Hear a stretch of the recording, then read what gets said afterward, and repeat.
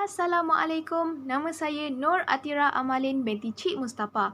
Jadi saya akan membentangkan tentang syarat-syarat wajib zakat perniagaan menurut perspektif Islam dan juga isu-isu semasa berkaitan zakat di Malaysia. Terdapat 6 syarat-syarat wajib zakat perniagaan menurut perspektif Islam. Yang pertama adalah Muslim, kedua sempurna milik, ketiga cukup nisab, keempat cukup haul, kelima niat berniaga dan syarat yang terakhir iaitu barang dan perkhidmatan yang halal. Terdapat 6 syarat-syarat wajib zakat perniagaan. Yang pertama adalah Muslim. Pemilik harta yang beragama Islam sahaja yang dituntut untuk mengeluarkan zakat, manakala orang kafir tidak difardukan untuk mengeluarkan zakat. Hal ini kerana hanya orang Islam dibenarkan untuk mengeluarkan zakat kerana ia adalah sebahagian daripada ibadah untuk mendekatkan diri kita kepada Allah Subhanahu Wa Taala. Yang kedua adalah sempurna milik. Ini bermakna pemilikan seseorang terhadap harta secara sah dan mutlak serta mempunyai kuasa yang bebas dalam mengurus dan memperoleh harta tanpa sebarang peraturan dan sekatan.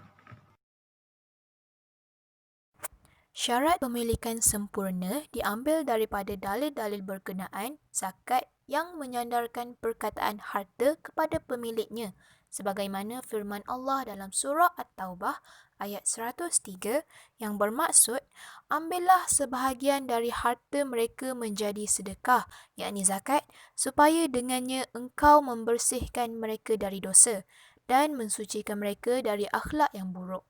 Dan doakanlah untuk mereka kerana sesungguhnya doamu itu menjadi ketenteraman bagi mereka. Dan ingatlah, Allah Maha mendengar lagi Maha mengetahui. Syarat seterusnya adalah cukup nisab. Ini bermaksud kadar minimum pemilikan terhadap sesuatu harta yang mewajibkan zakat dikenakan ke atas harta tersebut. Sesuatu harta yang dimiliki semestinya hendaklah mencukupi nisab, yakni melepasi paras minima yang menentukan wajib atau tidak seseorang pemilik harta itu mengeluarkan zakat. Sabda daripada riwayat Abu Sa'id radhiyallahu anhu, Rasulullah sallallahu alaihi wasallam bersabda, tamar yang kurang daripada 5 ausuk tidak diwajibkan zakat. Perak yang kurang daripada 5 auqiyah tidak diwajibkan zakat. Dan unta yang kurang dari 5 ekor juga tidak diwajibkan zakat. Seperti yang saya jelaskan tadi, ini adalah dalil syarat nisab emas, buah-buahan dan unta seperti yang dijelaskan dalam hadis yang telah disebutkan tadi. Haul bermaksud ialah tempoh setahun pemilikan harta zakat oleh seseorang, yang mana harta tersebut adalah selain dari harta zakat buah-buahan, biji-bijian, galian dan harta karun. Sebagaimana sabda Nabi Muhammad sallallahu alaihi wasallam yang bermaksud tidak diwajibkan zakat ke atas sesuatu kekayaan sehingga berlalu masa selama setahun. Seperti mana yang telah disebutkan tadi dalam hadis, syarat haul ditetapkan menurut sabda Nabi Muhammad sallallahu alaihi wasallam, tidak diwajibkan zakat atas sesuatu kekayaan sehingga berlalu masa setahun. Hadis riwayat Darul Qutni. Yang kelima adalah niat untuk berniaga. Seseorang pemilik harta hendaklah berniat untuk mendapat perolehan dan keuntungan daripada perniagaan tersebut. Dan ia juga perlu dibuktikan dengan sesuatu amalan. Niat untuk mendapatkan keuntungan, manakala amalan untuk menjalankan satu perniagaan. Syarat yang terakhir ialah barang perniagaan dan perkhidmatan yang halal. Ini bermaksud hanya perniagaan yang halal sahaja yang diwajibkan untuk mengeluarkan zakat.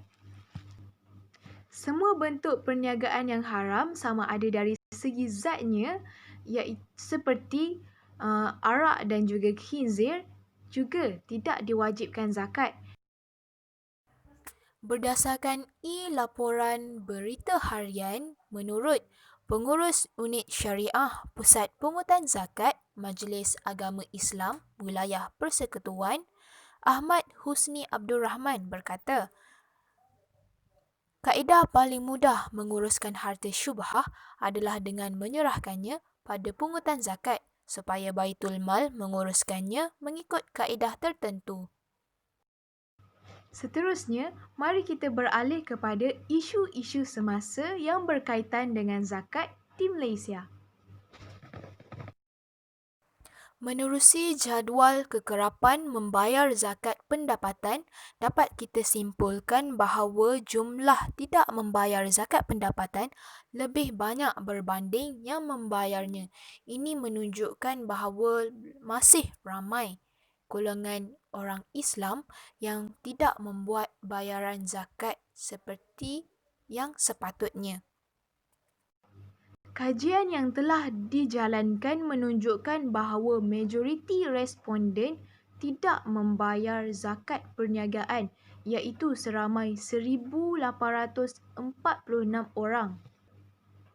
Yang ini bersamaan dengan 71.3% berbanding mereka yang membayar seramai hanya 742 orang sahaja, yang bersamaan dengan 28.7%.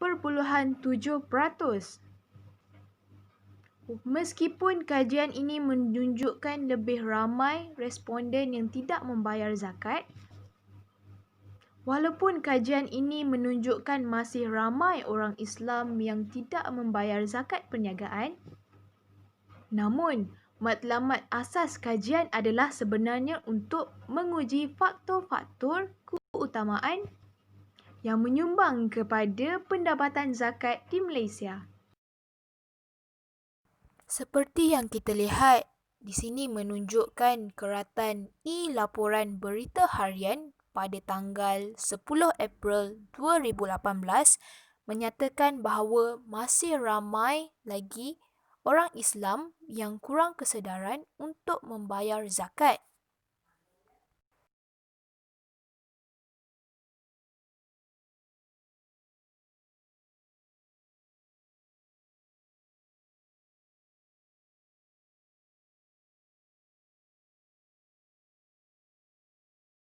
Faktor demografi seperti umur, jantina, taraf perkahwinan, pendapatan dan pendidikan mempunyai signifikan untuk mempengaruhi kadar kesedaran dalam membuat bayaran zakat di Malaysia.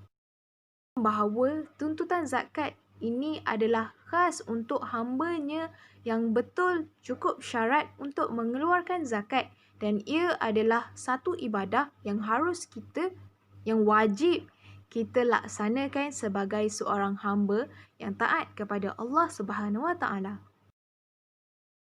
Mungkin juga sebahagian mereka yang tidak mengeluarkan zakat ini disebabkan kekangan masa, terlupa, disebabkan jam ataupun terlalu sibuk dengan pekerjaan mereka, menyebabkan mereka mengabaikan tanggungjawab mereka untuk membayar zakat.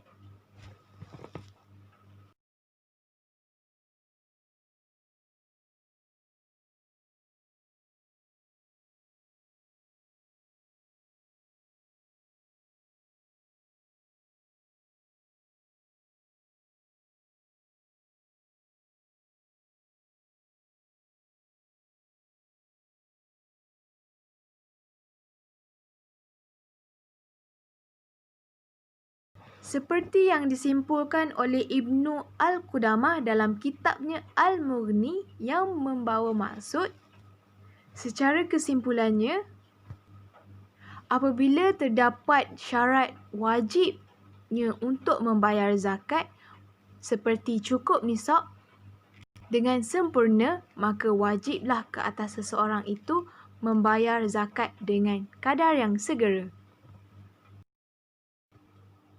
Institusi-institusi sebeginilah yang akan memastikan urusan kutipan, pentadbiran dan pengagihan dana dan harta yang akan dipertanggungjawab akan berjalan dengan lancar bagi membantu ekonomi dan kesejahteraan umat Islam.